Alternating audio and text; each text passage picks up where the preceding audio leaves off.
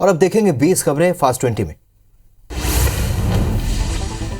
Monsoon सत्र का पहला दिन हंगामेदार गुजरने के बाद मंगलवार को पीएम मोदी ने बीजेपी संसदीय दल की बैठक के दौरान कांग्रेस पर जमकर निशाना साधा और अपने सभी नेताओं से कहा कि वे कोरोना की तीसरी लहर की आशंका के बीच जमीनी स्तर पर ज्यादा से ज्यादा काम करें। इस दौरान पीएम ने कहा कि कांग्रेस हर जगह खत्म हो रही है, लेकिन उसको अपनी नहीं बल्कि बीजेपी की ज्यादा चिंता है।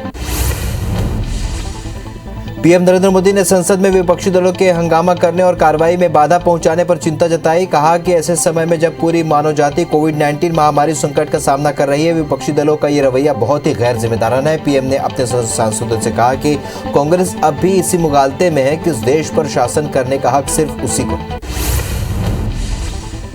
मानसून सत्र शुरू होते ही कांग्रेस पार्टी एक्टिव मोड में नजर आ रही है। कांग्रेस कल सभी राज्यों में महत्वपूर्ण प्रेस कॉन्फ्रेंस करने वाली है। Press conference Pegasus project media reports पर होगी। यही नई पार्टी की राज्य इकाइयां देश भर में 22 जुलाई को राजभवन तक विरोध मार्च भी करेंगी।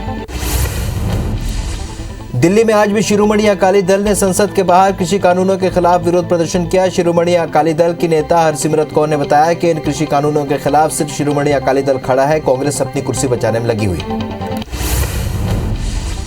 पंजाब कांग्रेस के अध्यक्ष नवजोत सिंह सिद्धू लुधियाना के पास खटकड़ कला पहुंचे। शहीद भगत सिंह के स्मारक पर मत्था टेका और इस बीच सिद्धू के दौरे की भनक लगते ही किसान संगठनों के लोग मौके पर पहुंच गए। किसानों ने यहां विरोध प्रदर्शन किया, सिद्धू को काले झंडे दिखाए। यूपी में मंत्रिमंडल का विस्तार होना लगभग तय माना जा रहा है। रविवार को बीजेपी और संघ के साथ हुई बैठक में मंत्रिमंडल विस्तार को हरी झंडी मिल गई है। मंत्रिमंडल में किन नए चेहरों को जगह दी जाएगी, उस पर भी सहमति बन गई है। सूत्रों का कहना है कि विस्तार में 5 से 7 नए नाम शामिल किए गए हैं। उत्तर प्रदेश के पूर्व मुख्यमंत्री और राजस्थान के पूर्व राज्यपाल कल्याण सिंह की हालत अभी भी नाजुक बनी हुई है। उनके क्लिनिकल पैरामीटर पर बारीकी से नजर रखी जा रही है। सांस लेने में दिक्कत होने के कारण उन्हें नॉन इन्वेसिव वेंटिलेशन पर रखा गया। पेगासस प्रोजेक्ट के जरिए जासूसी मामले में उत्तर प्रदेश के सीएम योगी आदित्यनाथ ने विपक्ष पर वार किया और उन्होंने मामले को विपक्ष की घिनौनी साजिश बताया। इतना ही योगी ने कहा कि अंतर्राष्ट्रीय स्तर पर भारत की छवि खराब करने के लिए विपक्ष षड्यंत्र कर रहा है। विपक्ष किसी न किसी रूप में भारत को अस्थिर करना चाहता है। भारत में पेगासस मामले में पाकिस्तान ने भी एंट्री मार ली है और एक अलग ही राग छेड़ दिया है। पाकिस्तान के प्रधानमंत्री इमरान खान के फोन की भी इस इजरायली सॉफ्टवेयर के जरिए कथित तौर पर जासूसी की बातें सामने आई। अब पाकिस्तान ने से लेकर भी भारत पर आरोप लगा दिए हैं। साथ ही ये भी कहा है कि वो इस मुद्दे को बड़े मंच पर उठाए। शिल्पा शेट्टी के पति और बिजनेसमैन राज कुंद्रा को अश्लील फिल्म बनाने और उसे ऐप पर रिलीज करने के मामले में 23 जुलाई तक पुलिस रिमांड पर भेज दिया गया है। उन्हें मुंबई क्राइम ब्रांच की हिरासत में रखा जाएगा। बीती रात मुंबई क्राइम ब्रांच ने राज कुंद्रा को गिरफ्तार किया था। आज कोर्ट के सामने पेश किया गया। अडानी समूह के चेयरमैन गौतम अडानी की दिक्कतें कम होने का नाम नहीं ले रही हैं। सोमवार को खबर आई थी कि डीआरआई और सेबी अडानी समूह की कुछ कंपनियों की जांच कर रहे हैं, लेकिन इस बीच गौतम अडानी की कंपनियों के शेयरों में गिरावट देखी गई। मंगलवार को शेयर बाजार खुलते ही अडानी की 6 में से 3 कंपनियों में लोअर सर्किट लग गया। भारत की महिला टेबल टेनिस खिलाड़ी मनिका बत्रा टोक्यो ओलंपिक का हिस्सा है। वो भारत की तरफ से उतरेंगी। उन्होंने ट्विटर पर अपनी एक तस्वीर शेयर की है जहां उन्होंने नाखूनों पर तिरंगा झंडा बनाया हुआ है। उन्होंने नाखूनों पर तिरंगे की नेल पेंट लगाई है। इस तस्वीर को खूब पसंद किया जा रहा है और ये फैशन ट्रेंड बन गया है।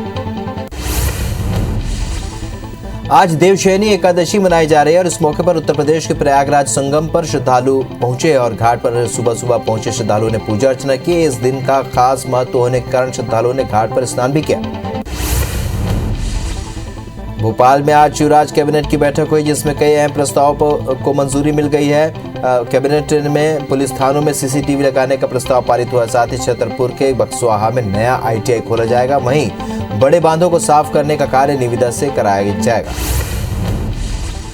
शिवराज सिंह चौहान ने खाद्य एवं नागरिक आपूर्ति विभाग की समीक्षा बैठक में कहा कि अगस्त महीने में मिलने वाली राशन में पीएम मोदी और उनकी तस्वीरों वाले थैले में ही हितग्राहियों को राशन दिया जाएगा। 7 अगस्त को पीडीएस की दुकानों पर मंत्री, सांसद और विधायक सभी मिलकर राशन बांटेंगे। उससे पहले ही सारी तैयारियां पूरी करने के निर्देश दिए गए। मुख्यमंत्री शिवराज सिंह चौहान ने कहा है कि मध्य प्रदेश में 26 जुलाई से स्कूलों में 11वीं और 12वीं की क्लास और हॉस्टल शुरू हो जाएंगे। वहीं 9वीं और 10वीं की कक्षाएं 5 अगस्त से शुरू होंगी। सभी स्कूल कुल क्षमता के 50% उपस्थिति के साथ शुरू होंगे। जुलाई महीने में हफ्ते में 2 दिन और अगस्त में छात्र हफ्ते में 4 दिन स्कूल आ सकेंगे। इंदौर में हुए गैंगवार पर सीएम शिवराज ने मामले में त्वरित कार्रवाई के लिए डीजीपी को सख्त निर्देश दिए। बेहतर कानून व्यवस्था के लिए जिलों की ग्रेडिंग कराने का निर्णय लिया गया है। ड्रग्स और मादक पदार्थों की सप्लाई करने वालों के खिलाफ सख्ती के निर्देश दिए गए। साइबर क्राइम को सतर्कता से इनके विरुद्ध कार्रवाई का निर्देश दिया गया।